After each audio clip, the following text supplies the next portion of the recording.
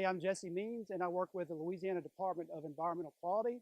Today I'm going to talk to you about home sewage treatment system maintenance. Now, I say home maintenance, but this can actually apply to anybody that treats their own sewage, whether it's a restaurant, a business, a house, or whatever, as long as you're not connected to a municipal type system. We're going to talk about the two most popular types of systems in Louisiana, which are aerated treatment systems and conventional septic systems. Now, we went inside the house because this is really where maintenance begins. You want to think about what's going into your system. These systems use biological processes to break down the waste. So you don't want to put anything down your drain or into your toilet that can kill the bacteria.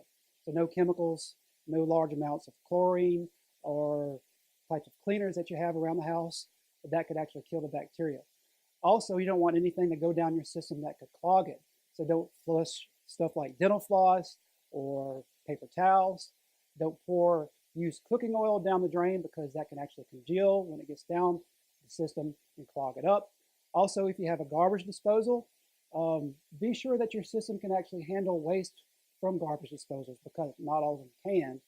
Also, you don't want to overload your system. When I say overload your system, I mean don't have a lot of wastewater going into it at one time because the systems actually need time to break down the waste in it. So ways to get around that: take shorter showers, conserve water, and try to spread out your laundry loads. Okay, now we're outside looking at the treatment system itself. Now this house uses an aerated treatment system, and I know this because this is the aerator for it. They also call it a blower. Basically, these systems use oxygen, which promotes bacterial growth, and the bacteria then feeds on the organic matter, and that's how the system breaks the waste down in the sewage. So it's very important that you always have power maintained to these aerators. Something else about the aerators, they actually have filters in them, and the filters need to be cleaned out periodically. For example, this one says to clean it out once every 6 months. Wastewater from toilets and drains flows into a tank, and the tank is divided into chambers. The first chamber skims and settles the solids out. Then the wastewater flows to a second chamber where air is pumped into it, which allows the bacteria to break down waste products further. Then the wastewater flows into another chamber for the solids to settle out again and return to the aeration chamber for more treatment.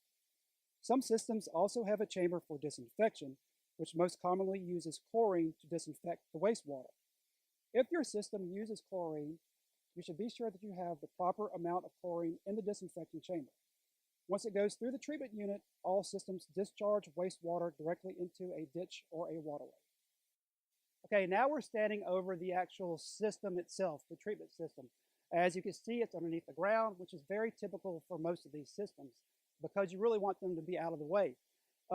There's actually a port here where if somebody was to come and inspect it or to pump it out, this is where they would access the system.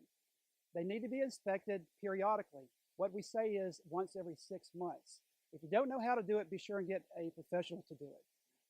These systems actually have to be pumped out periodically because over time the sludge in them will build up. Basically, the guidelines say every 3 to 5 years to have them pumped out, but really it depends on the loading going into the system. And that's really a factor of how many people you have living in the house and what kind of activity you have going on in it. Another thing to think about: don't park your vehicles on the system, don't plant trees or shrubs or anything because roots can get into them as well. This photo depicts a conventional septic system, which is the other type of system. Wastewater first flows into an underground septic tank where the solids are separated out and then to a subsurface drain field. From the drain field, the wastewater percolates into the soil. This system also uses biological processes to break down the organic material. Septic systems will have a tank lid or an inspection port like the aerated unit we just looked at. They should also be inspected periodically and should be pumped out every 3 to 5 years, depending on the loading.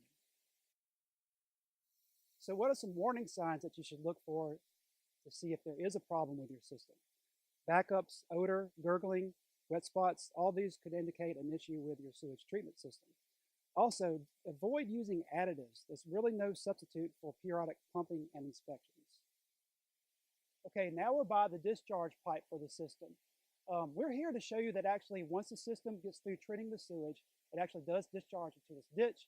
And this ditch is actually connected to several canals and creeks to a river. Why does all this matter? Well, it is an environmental issue and a public health issue.